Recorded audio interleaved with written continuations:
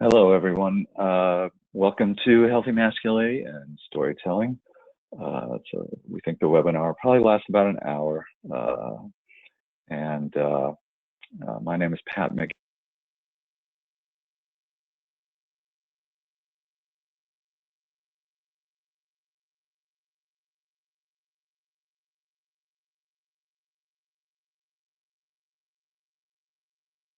Welcome, everyone. My name is Pat McGann. I am Director of Strategy and Planning. I've got with me Jeremy Hardy, who's Training and Technical Assistance Manager. Jeremy, you want to say a quick hi? Hey, everyone. How you doing? And we're excited to have you with us for this webinar on healthy masculinity and storytelling. We think it'll last about an hour. There's going to be a short Q&A near the end, so if at any point you have any questions, just use your chat function and send them, and then we'll look back at them at the end, but don't hesitate if they come up at any time to send them our way. So we thought it would be, Jeremy, if you can move the slide forward, we thought it would be worthwhile, since this is about storytelling, to start about, Jeremy, you want to go back one?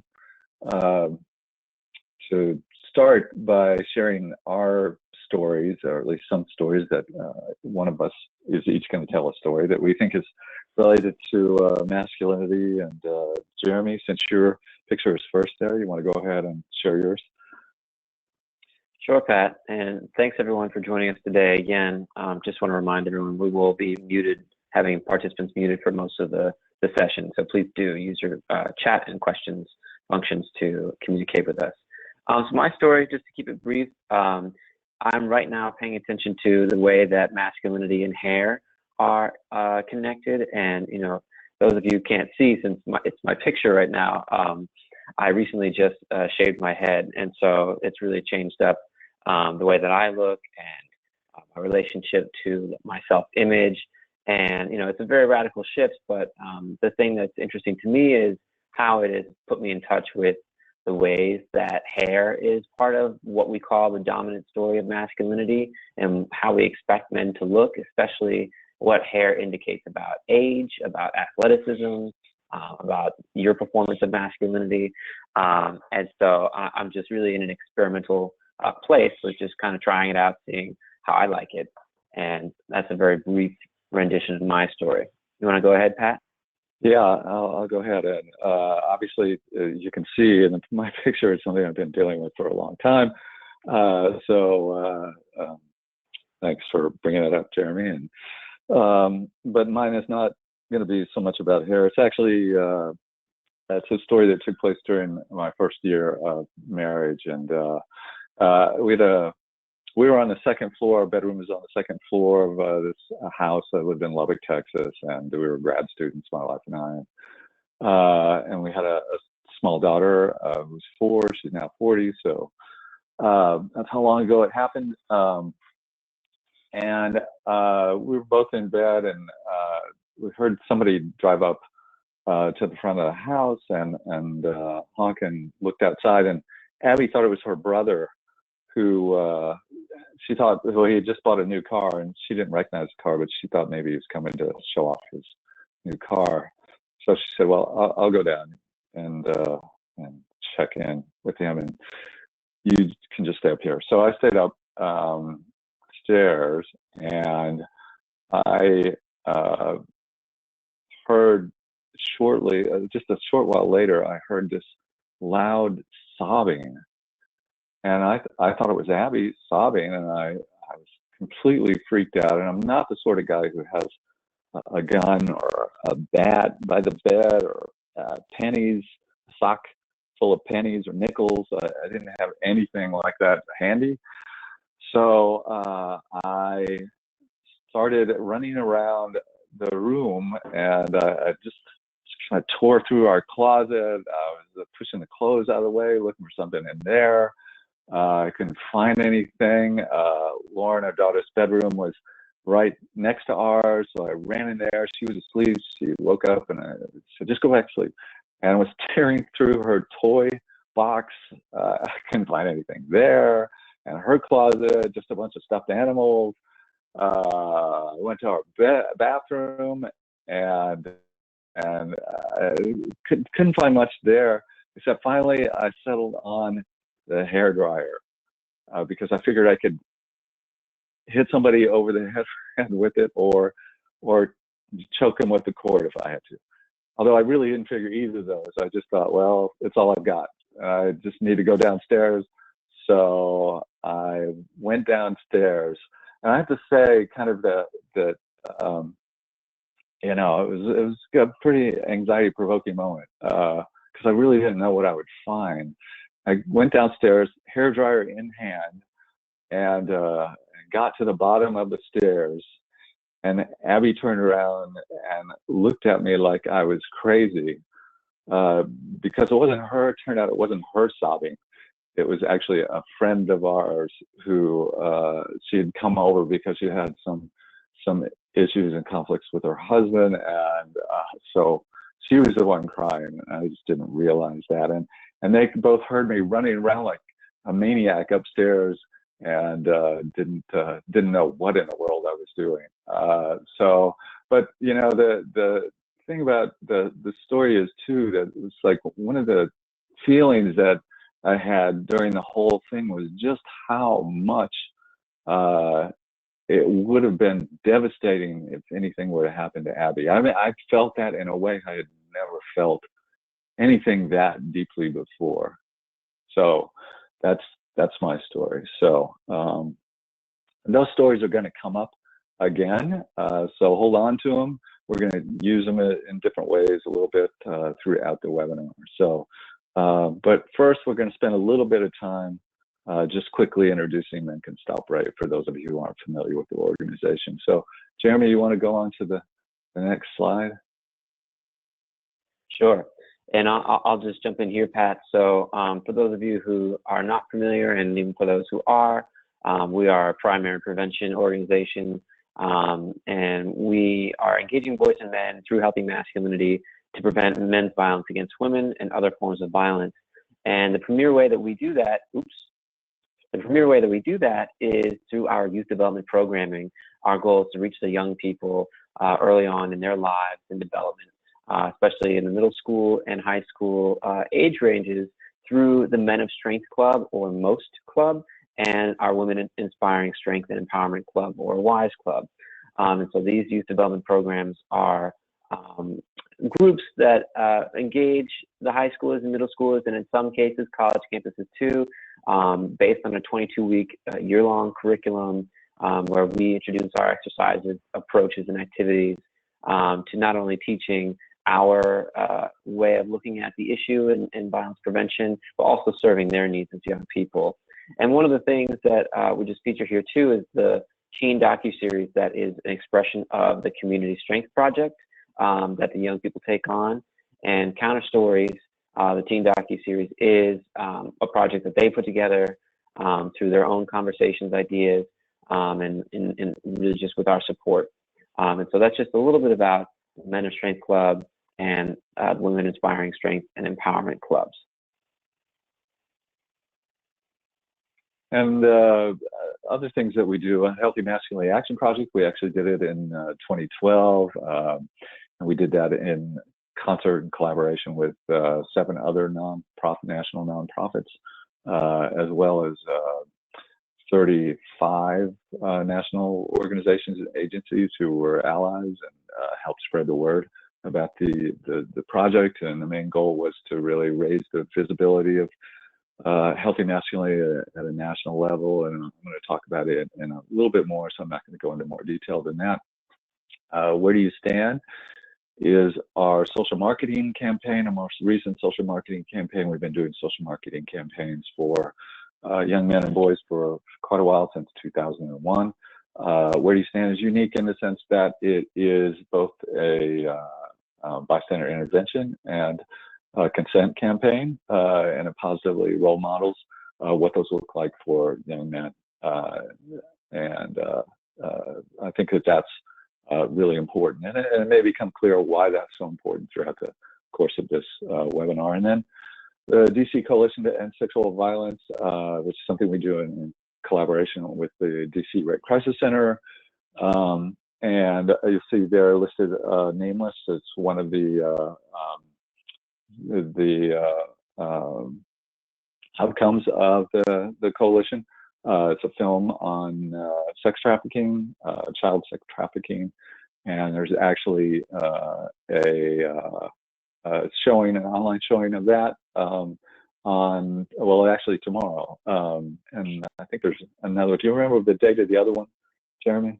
Yeah, April 16th is the one that's tomorrow. I think it's at 11 a.m. and the one after that is April 28th at 1 p.m., both Eastern time. Yeah, and if you go to our website, I'm sure you can find more information about that if you're interested. So, great, thanks, Pat. And then just to follow up with that, we also have created the Ask and You Ask platforms. Ask stands for Assault Services Knowledge. And we thought that it would be a good idea to consolidate sexual assault and sexual violence resources into one mobile platform and website that gives you access to different service providers that are local to you, that are in your area, as far as like medical attention, getting sane and safe exams done. For the UASC versions, there's resources for where you can go to get help on campus, and what those different help options are for to help you make that decision. And you can also look for off-campus advocacy and support. And these are, if you want to report a crime, if you want to talk to somebody, if you're looking for counseling services, if you're wanting to get in touch with Title IX, but not submit a formal report, these are all the resources that are compiled in there. And then there's also a panic button, as you can see, to call 911. And then there's alert friends, and with that function, you can have preset contacts who will receive a preset message that you design should you ever be in a harmful situation. And our thinking with this resource is that you become a walking resource when you have this app or have access to this website, whether it be for assisting a friend or for yourself, getting in touch with these different resources. And the last thing I'll say too is that the app allows you to store emergency medical information if you should need access to that. Oh, and this is the last thing I'll say. It also includes information about where you can get bystander intervention training and other kinds of prevention trainings, should you be interested in those. So the idea is that it's useful across every aspect of the prevention continuum, both before, during, and after a potential incident has occurred. And then the last thing, back to you, Pat. Yep. So a little bit about Man Can Stop Rapes, how we generally approach things.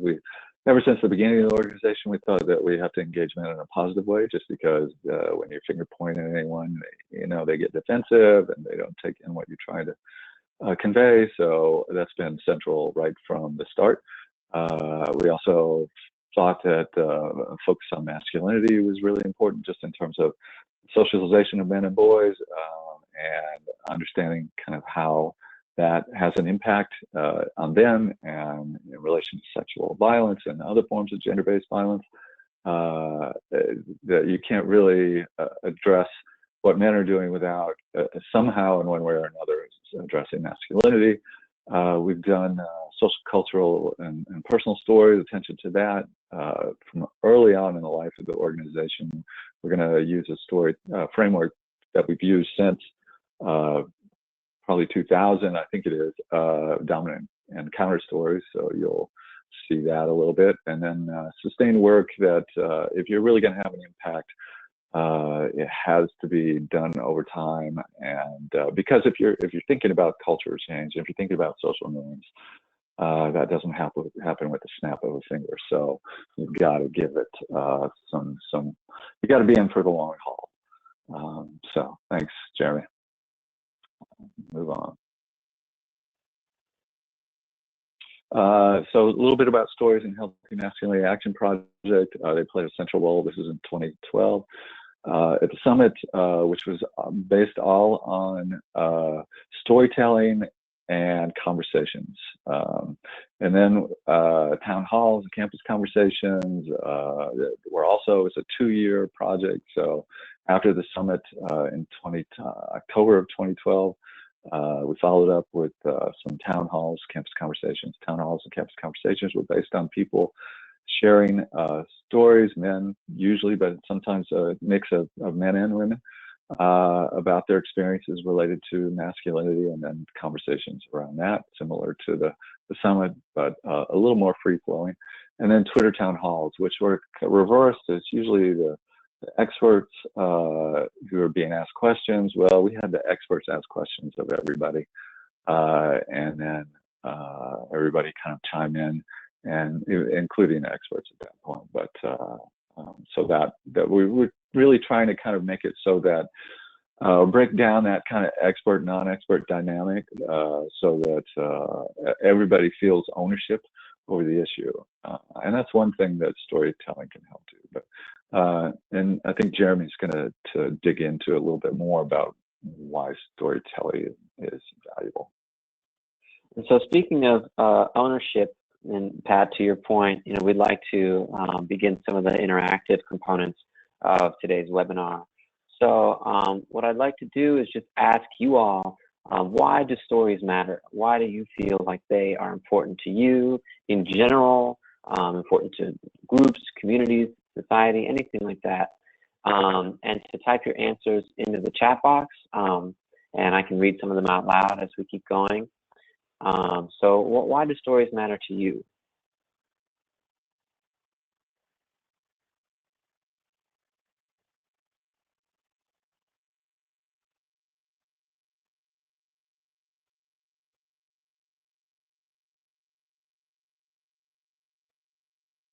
Yeah, so we got from Chad, we share culturally specific experiences. They give perspectives that you would have never thought of yourself, to give us personal connection to somebody else, to help us to relate. And we are all experts in our own lives. So right off the bat, really wise and really spot on with exactly how we think about stories too, right? So for us, stories matter for a wide number of reasons, but just in support of what you've already said, we believe that they engage the head and the heart, and that they're a form of social glue.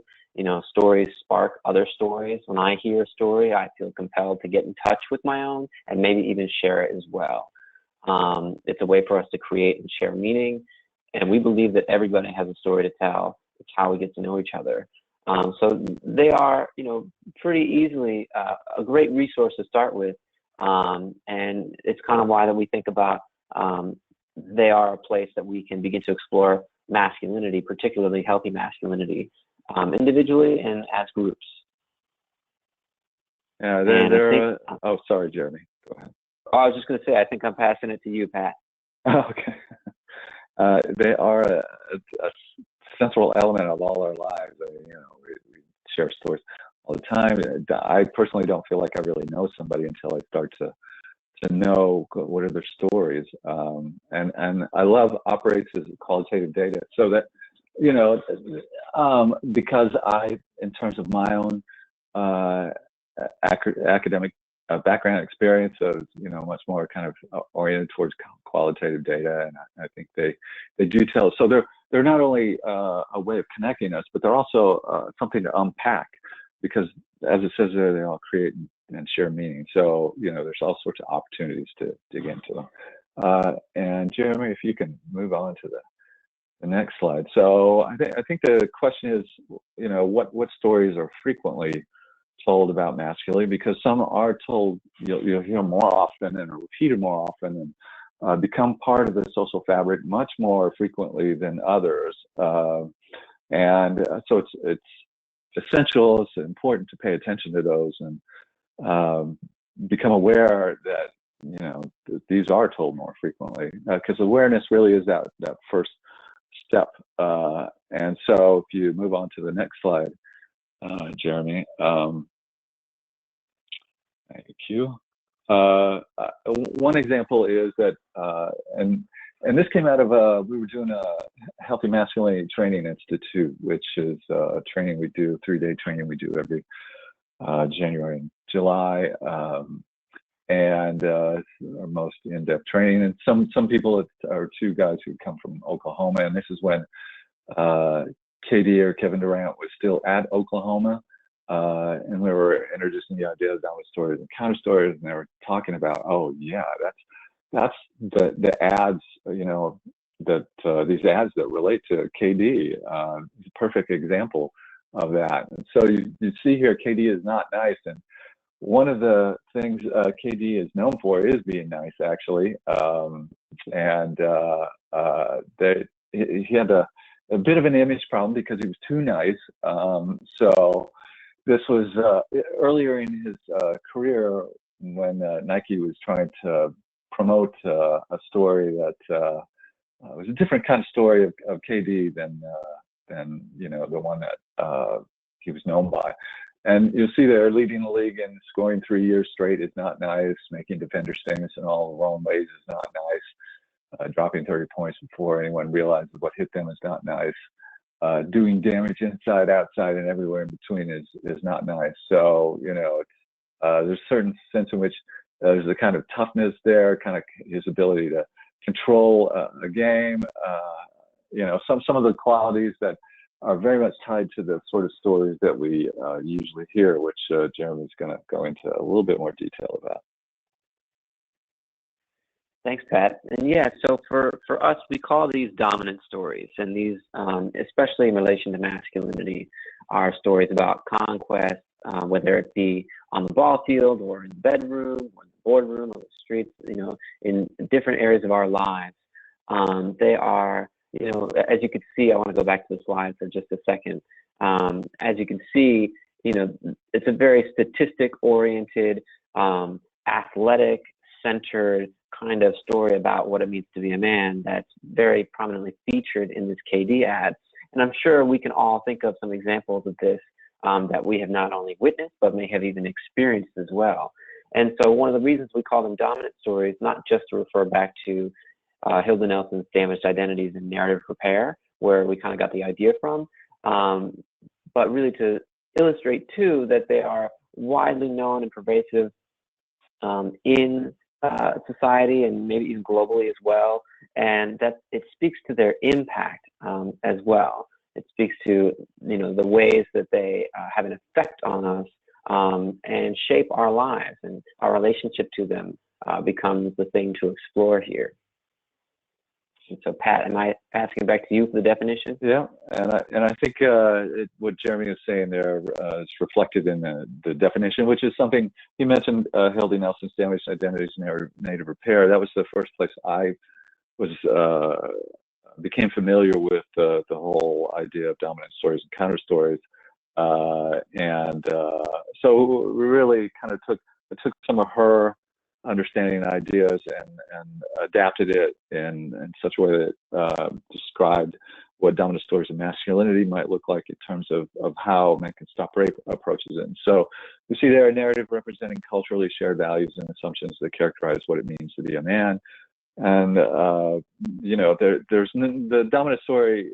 I mean, we tend to think of them as harmful, especially in the work that we do, but they can be healthy or unhealthy. I mean, they can be harmful or not harmful. So I think it's important to keep that in mind. In fact, we're going to go into counter stories in just a minute, and you know, our aspirations are that counter stories become dominant stories. So I think it's important to recognize that in a certain sense, you know, they're not necessarily one or the other. You know, I think it's important to become aware of when they are harmful, and for us, that's often tied to that seeing a person or a group of people as less than, because it's much easier to harm somebody, sexually assault somebody, commit gender-based violence when that's the case. And as Jeremy was pointing out a little bit earlier too, I think dominant stories, they shape how we perceive what is real and what matters a lot of the time. So they have that kind of power behind them. So Jeremy? Sure. So now we're just going to jump into the inverse, right? We talked about stories that are frequently told about masculinity. And with this next section, we want to talk about stories that are told less frequently about masculinity. And, just to really put the cherry on top, we go back to KD for this. So as Pat was talking about, Kevin Durant was known for being really nice, and that this is something that was, a prominent part of his personality. And so pretty much in response to the Nike ad and that campaign to sort of drum up some support and excitement about Kevin Durant coming to and arriving and performing at the Thunder in professional basketball, he in coordination with the Kind Bar put out a Kind campaign, and I think, can I zoom in here? It's really like a poem, kind of a soliloquy, and he's really highlighting that it takes strength to be kind. Don't mistake kindness for weakness. It's the strong who lend a hand, the tough who make a stand. And if you read through this, I think it's a really, simple and beautiful kind of ode to how kindness, as Brene Brown talks about, it has a vulnerability in it, which is born of a kind of strength. It takes strength to be nice to one another, especially in a moment when you may not be, really open to it, or may not necessarily be, in a position where you are like wanting to be. We've all had bad days or grumpy moments, or we all experience shifting moods. And one of the things that we want to highlight here in particular with Kevin Durant and stories that are less frequently told about masculinity is the aspect of race that plays into dominant stories as well. Who has permission to be kind? I see a lot of commercials, through companies like Dove or other kinds of, men's products that will feature the sort of nuclear white family. And, especially for Black men who experience messages about masculinity that restricts them from being anything other than what they are portrayed as. There's an extra power too that comes in when we highlight stories that are less frequently told about men, and the value that putting this kind of a message out there, introducing it as a norm, what we want to become a dominant story, is for us a really significant part of the work. And so we're going to jump into a little bit more about counter stories and kind of what that means for us. So Pat, and turn it back to you. Yep. So some ways to think about counter stories. Just list here three possibilities: stories of emotional expression other than anger. Anger is typically the emotional expression that we think of as being associating with men and boys, but I think a lot of times we begin to think that men and boys are very kind of limited in their ability to express a wide range of emotions. There's some ways in which that potentially is the case, because there's a lot of pressure to show no emotion and get emotions tamped down, especially those that might be associated with what it means to be weak or weaker. But we all know, we know that men and boys, they do experience a wide range of emotions. So that most of us are capable of sharing moments where that wasn't the case. Certainly my story in the beginning of this webinar is an example of that, where I was just briefly talking about just the emotional impact it had on me. Think of my wife being hurt. So I think when we work with the military, and we've heard military men share emotional stories. So, and the high school and middle school, all of them. We've been doing this work a long time, so there isn't probably a group of, in terms of men in prison. There's not a group that we haven't heard and share. So when we talk about counter stories, it's partly recognition that every single man and boy has, experiences of counter stories. They have them in their life, and it's really just creating a venue for those to be highlighted, expressed, valued, and that's an important kind of function in this work. Stories of conflict, harmful dominance, stories of masculinity. I think in terms of Jeremy's story, one of the things, and again, I can relate to his story. It's one of the struggles I think for men and boys is, and lots of people is, how are we allowed to be, or do we give ourselves permission to be? And it's always kind of an interaction between, I think, ourselves and the outer world. Where's that permission come from to be our authentic selves? I mean, at a certain point, I just thought, well, I should just shave my head because I can keep pretending I have hair, but I clearly don't. So,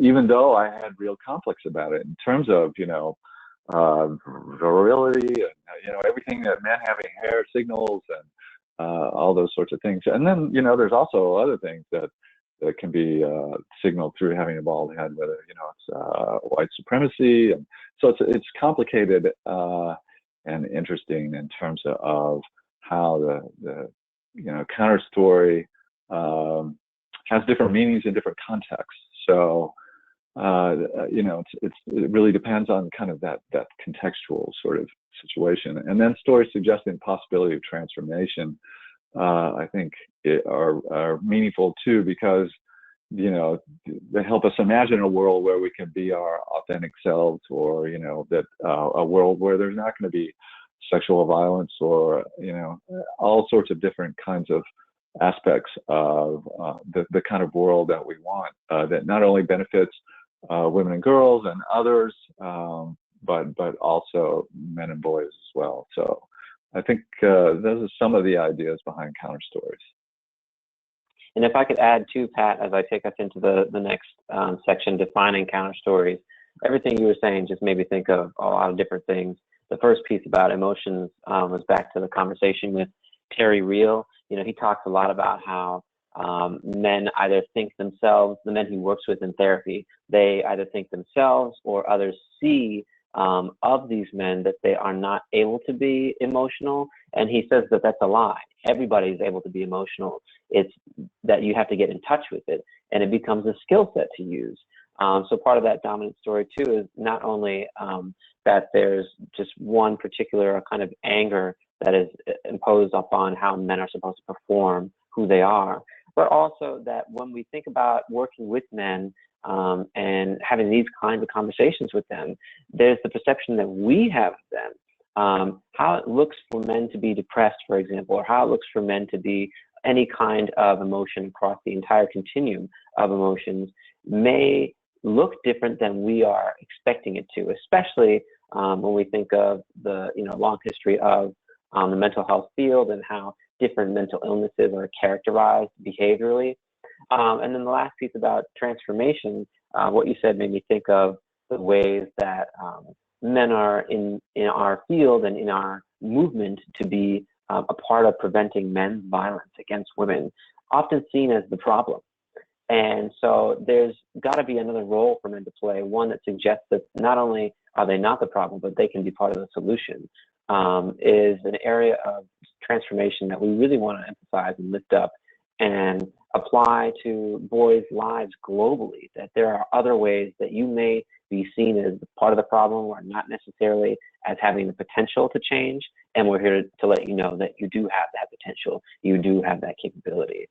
And so just to take us into the definition of a counter story, we define it as a story that relates the values and that resists the values and expectations of masculinity's harmful dominant narratives, and therefore represents a moral shift. And back to the point that Pat had made about the less than perspective, it's easier to harm people when you see them as less than.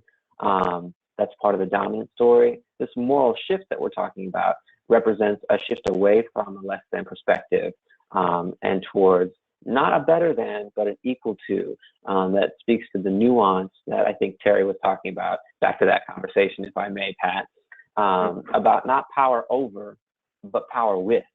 The power with that, again, Brene Brown talks about, that other professionals and human beings around the world experience in terms of the power of human connection. And just to reiterate, again, this is born of Hilda Nelson's Standards, Identities, and Narratives Repair. Okay. So before you go to the next one, Jeremy, why don't you hold off a second, just because I think it's going to start playing automatically. So some of you may know StoryCorps. It's a NPR podcast or program, either one, where they collect stories from people. They go into a booth. It's two people. One person is the ask questions of the other person, and it's really powerful. And I think some of the stories you'll find there, you can go online and find many stories. A lot of them will connect with some of the issues that we've been talking about in terms of dominant and counter stories. This particular one, we're going to play one now, which is the story of, it's a Native American father and son, and in this case it's the son asking questions of the father, and the son is asking questions about his grandfather because he didn't know him. The grandfather died before the son ever had a chance to interact with him and meet him. So Jeremy, if you go ahead and play it now. And I'll just add, the video or the audio is going to play through my computer speakers to the phone where you're hearing us from. So if there's any issues with hearing it, I do apologize about that. We've tested it, so we're really hopeful that it plays off as well as it did in our test run. So here we go.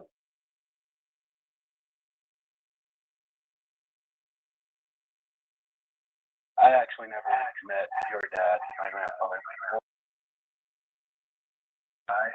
But people reacted. You could swear with the So you can see why I prep it. Do you know what we did to troubleshoot this last time?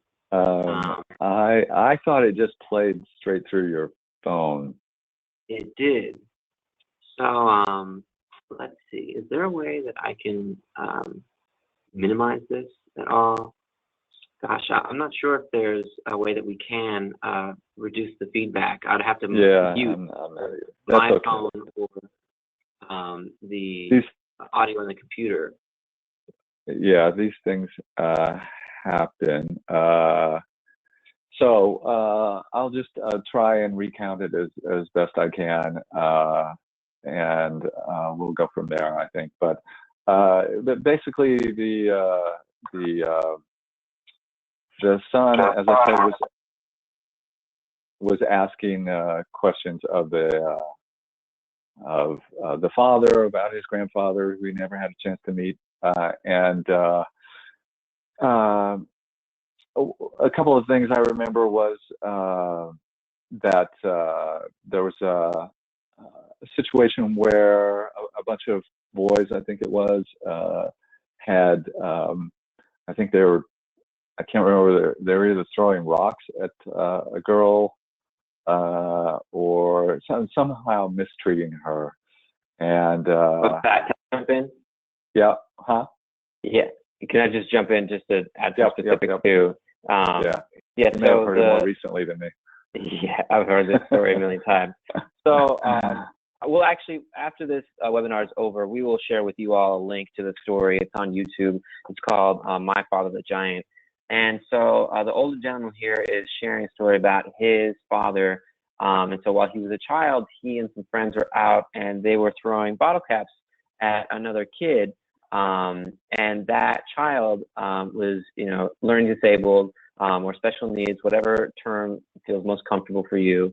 And the grandfather, the older gentleman's father, looked at him. He saw what he was doing, and he thought, well, man, like, I'm in trouble now. And his father said, maybe I didn't teach you how to look after others, and that's my fault. And he was saying, well, gosh, like, he could have stabbed me in the heart and it wouldn't have hurt as much. And he was saying, I don't know, maybe that's why I became a special ed teacher in my career.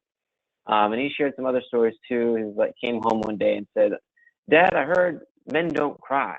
And he said, son, that's a lie. If you don't cry, you don't let that poison out of your heart. Everybody has to cry. And, just kind of to finish things off, they were talking about how, he had a lot of lessons like that, and that he'll always remember and cherish and pass on. And that was really sort of the conclusion of the tale. Yeah, you definitely remembered it better than I did. So thanks for sharing, and thanks, Chad, for some of your suggestions. I think if we had had more time, we probably would have figured it out. But I do want to make the point that I think it's a really powerful story, and I want to again make the point that I think everyone has powerful stories, counter stories. Every single man and boy, I don't care, who you are or what you've gone through, has some kind of counter story in their background, in their present lives, and again, it's just a matter of lifting them up. But I think that story does all of the points that we read earlier in terms of emotional expressions. Other than anger, it certainly addresses that. It's definitely in conflict with some of the harmful dominant stories, and it certainly suggests the possibility of something different to both the son and the father. The grandfather suggested something different, I think, in terms of men's emotional lives and how they relate to others. I think significant. So, to tap into that again, find ways to tap into that is really useful. And there's all sorts of different ways you can tap into that. I mean, we're going to talk a little bit later about how we do it, but there's not any just one way. And so, just to support Pat and kind of pick up, from there, I just want to emphasize, for everybody here, our view that there's an importance of claiming space for these kinds of stories, and how healthy masculinity really helps us claim that space, in particular. And I'll just share a quick story about my first experience as a trainer joining Pat at Washburn University, where they hosted a campus conversation that we helped them organize through our federal technical assistance role on the Office on Violence Against Women campus program.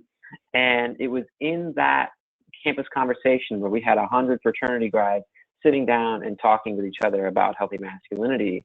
It was very clear the abundance of connection in the room, the energy that was present, the kind of transformational, good feelings that you could really sense, whether you were sharing a story or just listening, were so crucial to introducing to these young men that healthy masculinity is for them.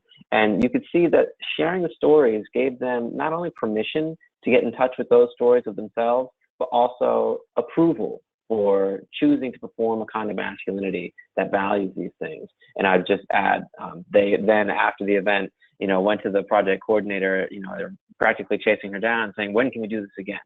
So we'll get into that a little bit, but I just want to transition us into our description of, nope, not the description. Yeah, the description of healthy masculinity that we have.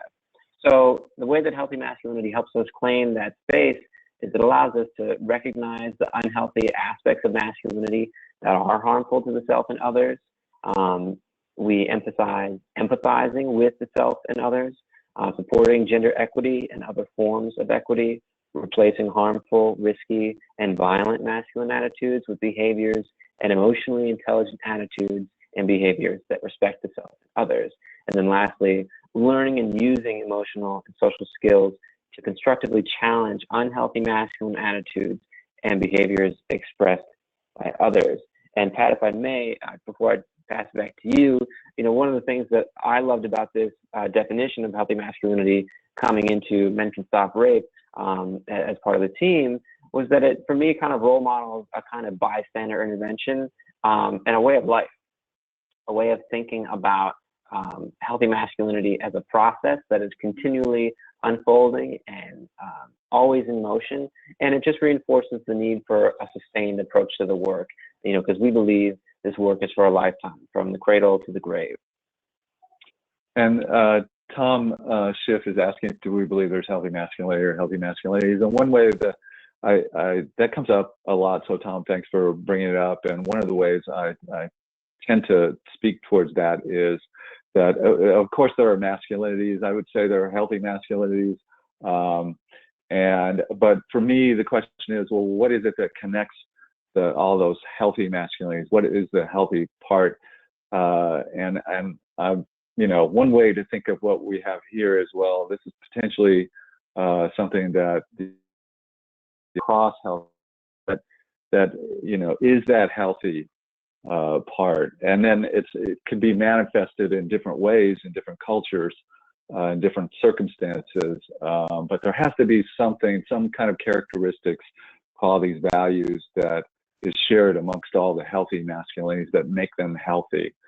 And so, you know, that's one way to think about it. I'm not trying to suggest that that's the only way to think about it. So you can see here, I think, looking at this description of healthy masculinity, which, you know, something we developed over a period of time, started with the HMAP, Healthy Masculinity Action Project, and then it's kind of tweaked and developed over time. And you can see really how counter stories really and this description really speak to each other, I think, in the sense that counter stories really are, for us, the foundation for healthy masculinity.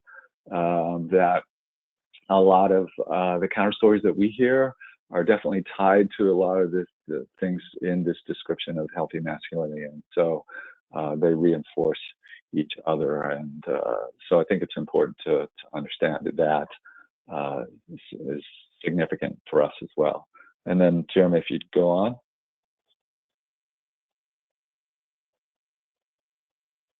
And yes, it's definitely about building connection. I think Saeed brought up, and we have other exercises that we do for, you know, the work that we do around dominant stories and counter stories that really brings that out as well. So thanks for pointing that out, Saeed. So just some principles. It's like, well, you know, what are some of the ways we can think about really creating that space for both counter stories and healthy masculinity. And my computer just went to sleep, so let me bring it back up. It's going to take me a second. And one of them is that constructionist principle, which is about co-constructing healthy masculinity. And we talked a lot about the idea of basically, sorry, I'm typing to get my screen back up. Okay, we talked a lot about the idea of breaking down that expert, non-expert dynamic, and I think it's particularly important. Ownership. Everybody, you know, owns. So I think it's important to recognize that when we feel like we're all co-constructing in it together, it empowers us as men and boys, and I think other people feel empowered by it too, because as Jeremy says, part of that co-construction is, you know, towards the ends of breaking down that less than dynamic and creating a different kind of dynamic than that. So it's for everybody, everybody's involved. And I think that's one of the things that stories help to convey.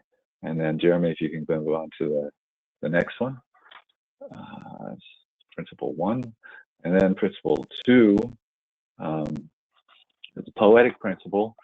Masculinity is expressed in the stories we tell each other, so we can change who we are, and then through stories. I mean, you saw that in the example of the StoryCorps story, I think, where, you know, stories, and I think it's the case too when we've talked a little bit about, Jeremy was talking a little bit about the healthy masculinity campus conversations, where you know, the whole focus is to initially the conversations that opened up by the sharing of stories. We're going to go into a little more detail about that, but I think that one of the things that those stories do, you know, it's usually about 3 or 4 stories or shared personal stories related to masculinity. It gives everybody else permission to open up and really investigate, talk about, think about, converse about what it means to be a man. What kind of man do I want to be if I want to be a man? All of that is opened up by the storytelling. Just some people willing to make themselves a little bit vulnerable, to put themselves out there a little bit, and people respect that. And they're doing it together as a group of 3 or 4. And so it can be really powerful for that to happen. Jeremy, if you want to go on to principle 3. The anticipatory principle of collective sharing of transformative stories about healthy masculinity can refashion what we believe is possible in the future. I think, a lot of times it's hard to feel like anything can be any different. Social norms can have that kind of power. And a lot of times you feel like you're the only one who's uncomfortable as a man, because nobody's expressing anything any different. But then when you begin to create space for those counter stories, then that's a motivation factor, but it's also a possibility factor. And you believe that this can be different. You have a whole room for men. Jeremy was talking earlier about Washburn, but there's been a lot of other colleges too, and a lot of other communities where we've done that kind of event, and where it's really powerful for this group of 100 young men and older men too. It's really even better when there's this cross-generational interaction. I personally love that. That where they are have a sense of something different happening, and a different possibility, and they're acting differently than they normally would in a group that large. So it's really powerful, and it's the sort of thing that I've been doing this work a long time. And it's just the thing that still really excites me to experience, even if I'm not facilitating the conversation or anything like that. It's still just exciting to be around it every time. So, Jeremy? Yeah, thanks, Pat. And I just want to support one of the comments that came in. Please forgive me if I'm mispronouncing. Syed Hill mentioned that healthy masculinity seems to be those traits and characteristics / behaviors that build connection instead of severing connection. And I think that's exactly right. A succinct way to capture, one of the main points that we're getting at here. Our approach as a primary prevention organization is a public health one. And our goal is to invest in the community's public health, to shape social norms through stories and connection, such that being able to connect and seeing it as a positive value, one as a way of life that we can live up to, is absolutely part of the whole vision. So thank you for capturing that. So I'm going to jump into our next piece here. So for us, the power of stories in the healthy masculinity community conversation, or campus conversation, as we've been talking about, is something that we've seen time and time again with these community conversations. And just to give you a little bit of information about them, I'll show the picture here from Kutztown University, where we had a community conversation that was co-facilitated by the men's rugby coach and one of the deans of students. And I want to lift up this particular group.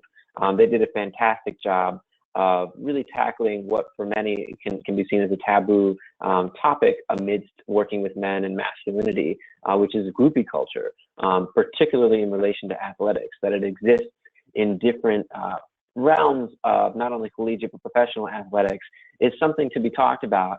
And these men were really challenging themselves to participate as a group in not reinforcing that culture's existence, and in fact, in being able to, again, lift up connection, real human connection, wherever they could. And that was just one of the main features of that conversation I wanted to lift up. So the campus conversation has a few different elements to it. And, we've seen it work in a number of different fashions. But for Men Can Stop Rape, we support you all through this bundle that we've created called the Community Conversation Bundle, where we give you a webinar that's a walkthrough of how the whole process works. We have a webinar for storytellers as well, and a facilitator's preparation call. So again, like, we as Men Can Stop Rape trainers can come to your community and co-facilitate with you Again, we want your leadership to be lifted up in the community and our expertise to support. We are not experts. We just have expertise. That's the thing that we want to lift up. And it comes with an action guide that is, including frequently asked questions, an 8-week timeline, a sample agenda that you can use, facilitator questions to guide the conversation, and of course, an inclusivity statement to preface the conversation. And so the bundle also comes with our logo, a Healthy Masculinity one-page that you can hand out, an evaluation form for not only assessing the community's response to the conversation, but also how that can be used in support of building more masculinity programming, regardless of whether you're a youth serving institution, a school, a university, the military, anybody. And then also comes with 4 additional hours of technical assistance where you can pick our brain and we can troubleshoot some issues that you run into or lift up successes that you've had collaboratively. And I would just say that we've packaged together this bundle as a way of really trying to support communities as much as possible and allow for not only the resources and the training and facilitation to be present, but for these materials to be investing in the sustainability of using story as a catalyst for social change in your community and lifting up healthy masculinity while doing it. So Pat, is there anything with the bundle that I missed that you'd want to add? No, I think we just want to describe a little bit the actual. I'm just looking at some of the questions, like Taylor Ellsworth is asking, how can stories be used to change other cultural norms? I think it's specifically bystander intervention. One of the ways that, and again, the conversation is usually the idea of you get 3 or 4 storytellers. Ahead of time, we work with them. We spend an hour doing an hour-long webinar preparing them to think about, well, what story can I tell? How do I want to tell it? And then they share those stories. There's 2 facilitators. Sometimes we are one of the facilitators. Sometimes it's 2 people from the campus. And the facilitators really keep the conversation going. It's like, what are the stories bring up for you? What would you connect with healthy masculinity? What would you connect with unhealthy masculinity? And it leads to a very robust and interesting conversation, powerful conversation. It's organic. It's, I think sometimes the challenge is like, well, do I trust them to really think about this issue? How would you connect? One of the questions sometimes is, how would you connect healthy masculinity with sexual violence? And it's really about an opportunity for men and boys to have a space where they are, asking those kinds of questions and struggling with them rather than just being simply told the answers. And there may be moments where you have to give them answers, but a lot of times as a facilitator, you're just asking a lot of questions and trying to get them to grapple with them and making connections as well between what they're saying. So, and it usually lasts about an hour and a half. And, we've had all sorts of storytellers. I'm thinking at University of Arizona, there was a trans man who told the story of transitioning and struggling with the question of what kind of man do I want to be. There's a coach at Washburn with a basketball coach that Jeremy was talking about. There's student presidents. There's then community education or communications professors. Just a whole lot of different kinds of storytellers. Sometimes it's a mix of genders. So, it's really depends on how you want to structure it. And, you can structure it around specific topics. So you do healthy masculinity and bystander intervention in relation to Taylor's question there, I think. So, athletics, as Jeremy was kind of suggesting in relation to Kutztown. So, it can be something that can be more narrow than just healthy masculinity. It can be healthy masculinity. And Jeremy, did you want to add? Yeah, and I'm just seeing, some questions coming too in support of Taylor's original question about changing cultural norms, thinking about bystander intervention. Campus conversation we had at York College in Pennsylvania featured a storyteller who, when they approached him to say, hey, would you be willing to tell a story about masculinity at this event that we're holding?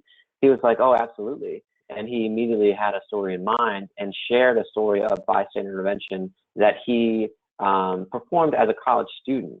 You know, he was intervening on some harm that he saw about to unfold, and was doing so in a way that was, you know, juggling all of the things that are present in a group dynamic sense with bystander intervention. And he shared that to this day, as a middle-aged man, he still wonders if what he did was the right thing. So again, you know, it really just offers an example of the way that stories can be used to shape cultural norms, to put in conversation of different cultural norms with relation to bystander intervention. I do want to just touch on too, because this is really the question and answer portion of the webinar. Eli had asked, sorry, but what culture did you say they were talking about not participating in? That was groupie culture. That's one thing that we sometimes talk about in relation to athletics, especially when we're thinking about a primary prevention approach and uplifting healthy masculinity. And I just want to touch on another question too, that's about the mixed gendered nature of these conversations, and what are the optics, or what is the credible messenger piece that plays into either men facilitating with other men, or women facilitating with men, or mixed gender audiences, of, you know, another combination of those different factors. And I would just support by saying there is no one way to do this. We've seen campus conversations and community conversations take place and unfold in a lot of different ways, and it really is up to the kind of you know, it's what you make of it, right? And we've seen women facilitate with men. We've seen men facilitate with men. We've seen both, and others who do not identify solely as men or women facilitate with mixed gender audiences in such a way that still is able to grasp the healthy masculinity components, while allowing for the nuance and space and story exchange that we try to emphasize with the community conversation bundle.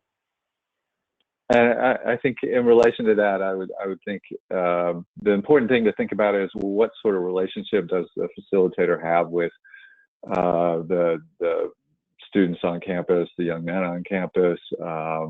You know, is it somebody who's known? Is it somebody who they trust, feel they can open up around?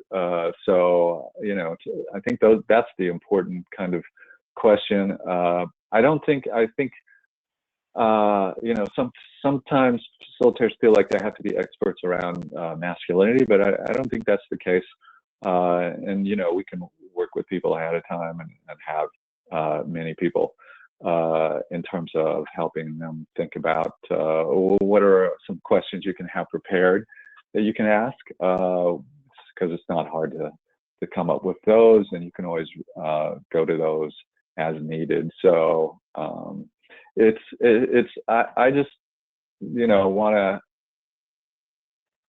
try and really talk about it in the most glowing light I can. It's the storytelling, I think, that really it kicks off the conversation, but that's what makes the conversation work. It would not work in the same kind of way without those stories, and it's extremely powerful. So, you know, as I said, this is the way one of the ways we use stories. It's not the only way by any means, and I encourage you to think about, you know, reach out to us certainly if this interests you, ncsr.org. But we also encourage you to think about other ways you might be using stories, and you know, to be daring and be exploratory, and you know, take that plunge, that risk. And sometimes it feels a little risky because you're not sure how it's going to work out, but the conversations can be that way. But I've never seen one not work. They have always worked every single time, and we've done a lot of them at this point. So that's the kind of power that stories can have. Thank you, Pat. And so we're at 3:04 right now, and I just want to thank you all for staying on with us after 3 o'clock. You know, we want to be respectful of your time too, and just again really appreciate you joining us for this webinar, and for, you know, being with us as we talk about stories and storytelling, and engaging in connection as best we can at this moment right now. So if you want to get in touch, we've got our emails up on the screen. Mine is lowercase jhardy @mencanstoprape.org, and Pat is PMCGANN, and as in Nancy, @mencanstoprape.org. So if you have questions, or if you can't remember those or didn't write them down, just do training@mencanstoprape.org and we'll get it. So please do reach out with questions or potential collaboration. We'd love to hear from you all after this. Thanks, everybody. Thank you all, and have a good rest of your day.